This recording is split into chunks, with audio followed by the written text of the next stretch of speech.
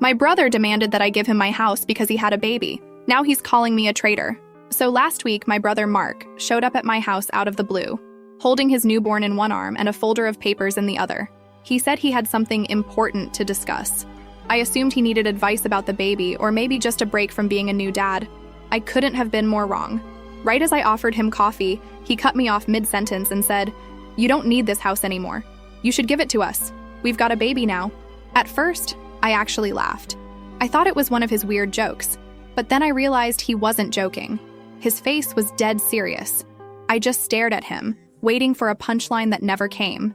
When I asked him what he was talking about, he launched into this long-winded explanation about how he and his wife, Jessica, are barely making ends meet with their tiny apartment. Apparently, their landlord raised the rent, and they were struggling to cover expenses with the new baby. And because I'm single and financially stable, he decided I should give him my house. Let me explain. This house was left to me by my grandparents when they passed a couple of years ago. It's not a mansion or anything, but it's my dream home. I grew up visiting it every summer and had a lot of memories tied to it. When it became mine, I poured almost all my savings into renovations. New kitchen, new floors, even updated the plumbing. It's not just a house to me. It's my safe space. I tried to be calm and rational. I told Mark, "I'm really sorry you're struggling, but this house was left to me for a reason. I've worked hard to make it my own." But he wouldn't drop it. He said, "You don't have a family. It's selfish to keep this all to yourself when we have a child to think about." Jessica, who apparently had been sitting in the car outside, came in at that point. She started chiming in about how families should help each other, and how they had already planned out how to make this space work for their growing family. Planned out? She even had the audacity to suggest I could rent a nice apartment somewhere since I'm just one person. I was dumbfounded. I told them flat out, "This is my home. I'm not giving it up." That's when things got nasty. Jessica started crying. I swear it felt fake, and said something like, "I knew she wouldn't understand. She's always been selfish." Mark got more aggressive and accused me of hoarding resources. He actually said, "It's not fair that you have all this while we're struggling to get by." At this point, I was so angry I could barely keep my voice steady.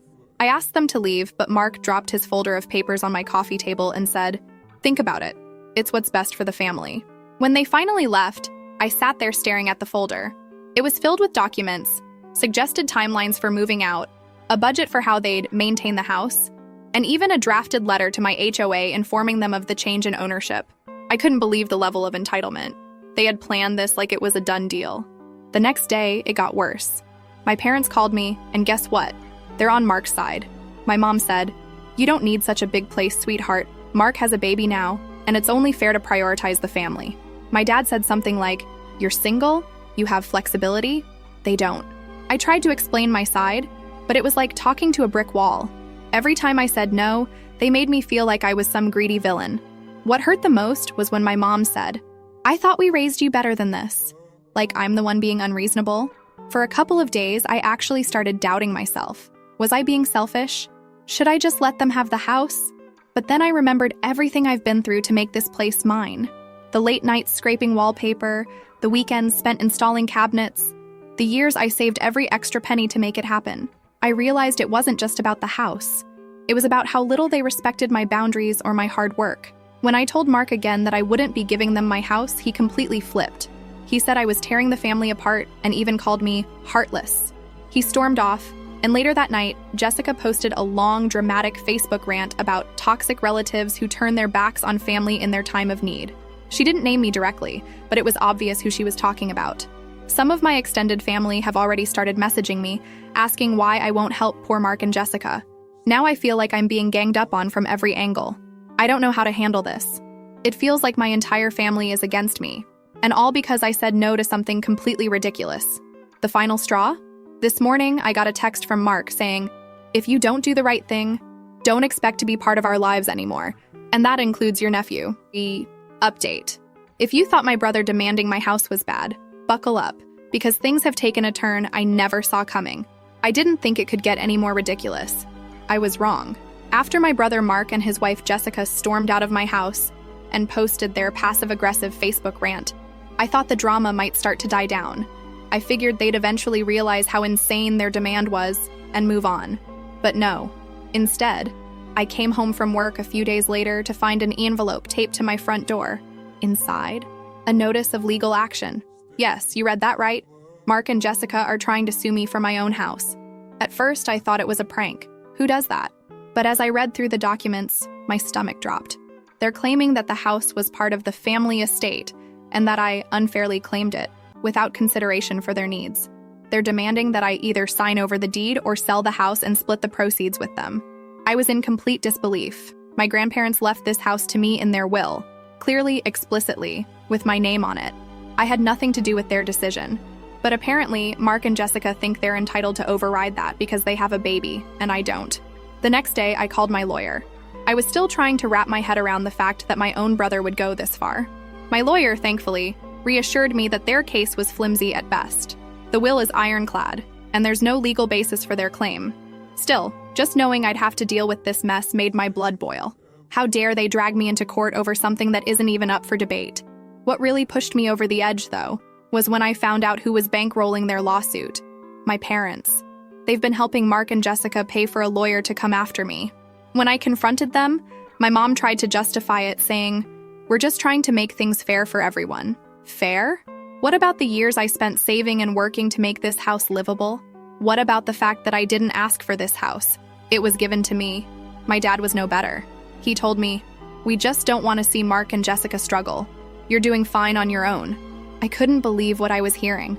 I told them flat out that they were enabling Mark's entitlement and that I'd never forgive them if they kept pushing this. My mom started crying, saying, "I don't know what's happened to this family." Yeah, Mom, neither do I. As if all that wasn't enough, Jessica has taken her campaign against me to social media. She's been posting all these sob stories about how heartless I am for hoarding the family home, while their baby is crammed into a tiny apartment.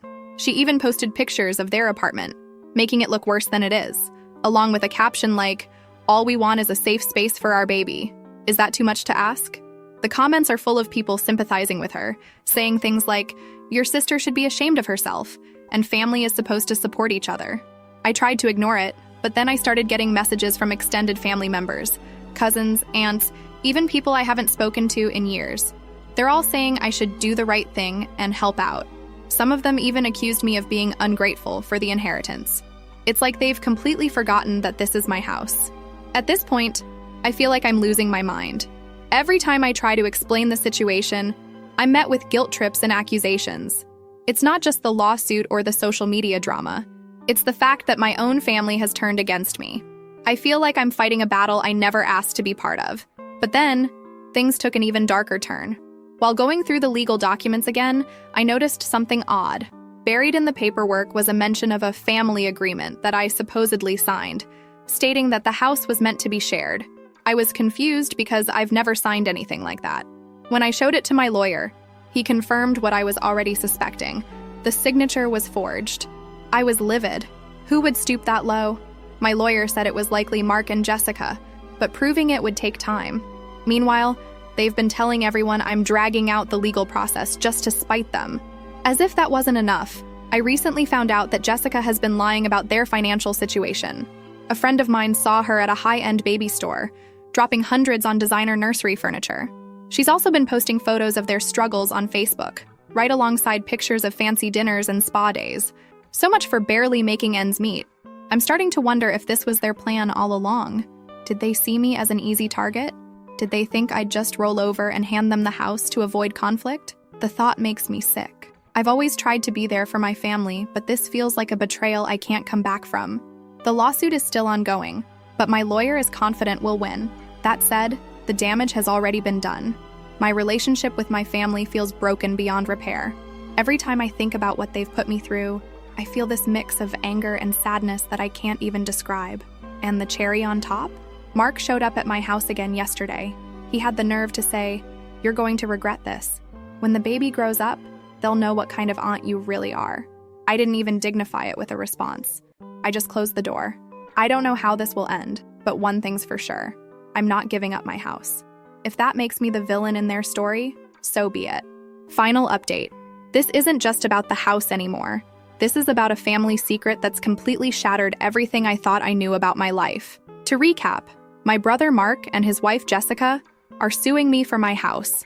the one my grandparents left to me in their will. My parents are siding with them and even funding their legal fees. Things have been tense, to say the least, but I was confident that the case would fall apart since the house is legally mine. What I didn't expect was for this fight to unearth a secret that would change everything. It started a few weeks ago. My lawyer had requested some family documents to further disprove Mark and Jessica's claim that the house was part of a family inheritance meant to be shared. I didn't think much of it. I figured it was just standard procedure.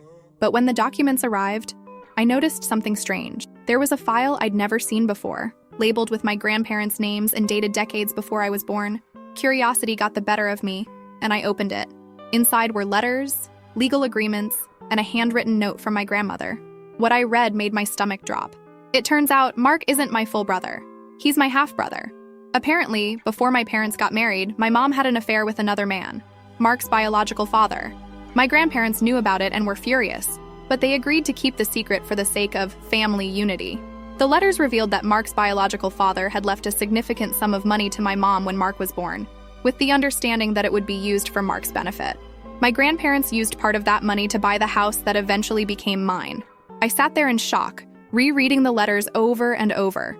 It felt like the ground beneath me had shifted. My entire life I believed we were a normal family, well, as normal as families get. But this was a betrayal on so many levels. My mom had kept this secret for decades, and now it was coming to light in the ugliest way possible. At first, I didn't know what to do with the information. Should I confront my mom? Tell Mark? I decided to sit on it for a few days while I processed everything. But of course, secrets like this have a way of exploding on their own. Last week, during another heated argument with Mark, he blurted out, "You don't even know the whole story. You're not the only one Grandma and Grandpa screwed over." I froze. I asked him what he meant, and that's when he dropped the bomb. He knew he wasn't my full brother. He's known for years. Apparently, our mom told him the truth when he was a teenager. But instead of feeling betrayed by her, he felt like he was owed something more. Like the money his biological father left was rightfully his. That's why he feels entitled to the house. In his mind, the house was bought with his inheritance, so it should go to him. I was speechless. I asked him why he didn't just say something earlier if he felt that way, and he said, "Because I knew you'd never give it up willingly." He admitted that the lawsuit, the forged documents, even the social media campaign were all part of a plan to pressure me into handing over the house. I couldn't believe what I was hearing. This wasn't just entitlement. This was calculated manipulation, and my parents were in on it. When I confronted them, they didn't even deny it. My mom said, "We just wanted to make things right for Mark." I asked her why she thought it was okay to lie to me, to let me believe this house was truly mine, only to turn around and help Mark try to take it. Her response? "We thought you'd understand. You have your whole life ahead of you. Mark needs this more." That was the moment I realized I couldn't trust them anymore. They didn't see me as their daughter. They saw me as an obstacle to Mark's happiness. I told them I wanted nothing to do with any of them until this mess was resolved. Since then, I've been going through a whirlwind of emotions: anger, betrayal, sadness. I've felt it all. But I've also started to feel a strange sense of relief. At least now I know the truth. I know why my family has treated me like an outsider. Why they've always bent over backward for Mark while expecting me to fend for myself. It doesn't make it hurt any less, but it gives me clarity. As for the lawsuit, my lawyer is preparing to counter their claims with everything we've uncovered. The forged documents alone are enough to sink their case, and I'm considering pressing charges for fraud.